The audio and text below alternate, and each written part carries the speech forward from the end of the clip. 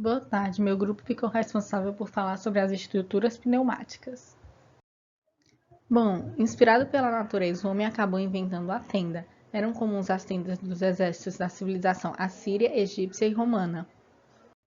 E elas eram construídas com peles de animais ou tecidos. Os anfiteatros romanos eram cobertos por membranas de tecido de linho. Por causa das necessidades dos povos nômades, eles desenvolveram cobertas mais fáceis de montar, desmontar e transportar. Entre elas, destacou-se a tenda negra, que recebeu esse nome por conta do uso de pelo negro de bode e ela era montada por uma combinação de mastros e cordas ancoradas no chão. Em 1983, os irmãos franceses Montgolfier perceberam que a diferença de pressão entre o ar quente e o ar frio era capaz de estabilizar um balão com 11 metros de diâmetro que possuía membrana de linho e papel.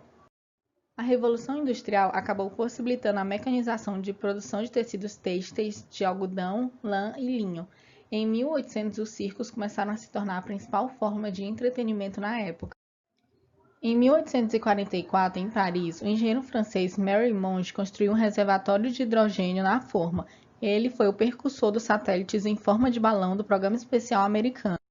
O inglês Lanchester foi o primeiro a defender a utilização das estruturas de membrana pneumática em coberturas. Em 1917, ele registrou uma patente com detalhes importantes sobre o projeto de coberturas pneumáticas. A ideia de utilizar estruturas pneumáticas em coberturas foi a aplicação de novas tecnologias na construção de tendas modernas. Houve um grande desenvolvimento na área de materiais e na engenharia de estruturas durante a Segunda Guerra Mundial. Dos materiais desenvolvidos, as fibras sintéticas como o nylon foram importantes e os materiais de revestimento das membranas de tecido. Em 1946, os Estados Unidos desenvolveram uma grande antena de radar para proteger sua fronteira. Essa antena precisava ser bastante protegida por conta das condições climáticas do norte, com mínima obstrução das ondas de rádio. Na Ásia e na Europa, essas estruturas ficaram populares depois da construção do Pan American Air Race Pavilion, em Bruxelas. Em 1967, Frei Otto construiu o pavilhão da Alemanha na Exposição de Montreal. Nessa época, a membrana ainda não possuía a resistência necessária para ficar suspensa apenas pelos mastros, e esse problema foi resolvido com o emprego de uma rede de cabos sob a membrana, que tinha a função de vedar. Ele também fez outro projeto bem parecido, que foi o Estádio Olímpico de Munique. Esse tipo de cobertura está cada vez mais sendo utilizada na cobertura de aeroportos, estádios, piscinas, quadras de esportes e galpões, por conta da facilidade de pré-fabricação, de transporte e adaptações às suas dimensões, e é uma opção mais econômica. Agora vamos conhecer um pouco sobre as estruturas de membrana. Elas compõem o sistema construtivo. Desse modo, elas precisam ser livres de defeitos, para que elas tenham seu comportamento estrutural e sua durabilidade bastante efetiva. Estruturas de membrana são divididas em dois grupos.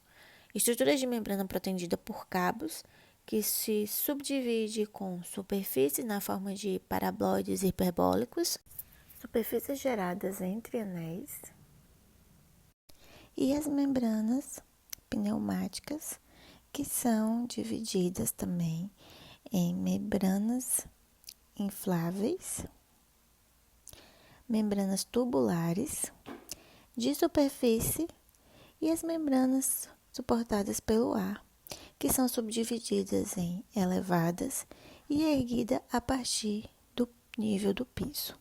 Certo. A gente vai começar a falar agora sobre as estruturas de membrana protegida por cabos. A superfície de forma de paraboloides e hiperbólicos, elas são geradas entre pontos baixos e pontos altos. Uma linha reta. Então, as extremidades, elas são ligadas tanto nos pontos altos como nos pontos baixos.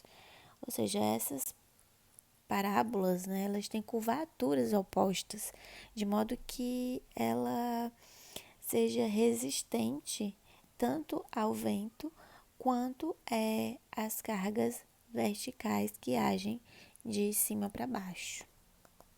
Desse modo, a membrana fica estável sobre qualquer tipo de carregamento, desde de que ela seja bem protegida através dos cabos. Já a superfície gerada entre anéis, ela tem um anel interno inferior de tamanho maior e um anel interno superior de tamanho menor. Desse modo, ela tem esse formato de cone, né? De modo que eles estão no mesmo eixo. Existem casos que há uma necessidade de reforçar a membrana, ou seja, é possível colocar mais camadas de membrana até que ela fique mais resistente, ou então colocar mais cabos para que ela fique mais rígida.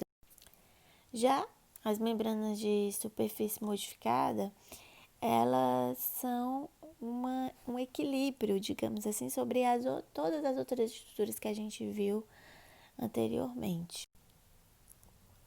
Ou seja, ela pode ser moldada tanto em pontos baixos como pontos altos, ela pode ser utilizada eixos, né, círculos de anéis para ela ter esse ponto de arco. Então, ela tem várias formas de ser modificada. As estruturas pneumáticas, elas são consideradas como formas estruturais estabilizadas integralmente ou parcialmente, pela atuação de pressão de gases na membrana. O sistema de bombeamento de ar deve assegurar uma pressão interna de acordo com as indicações do projeto.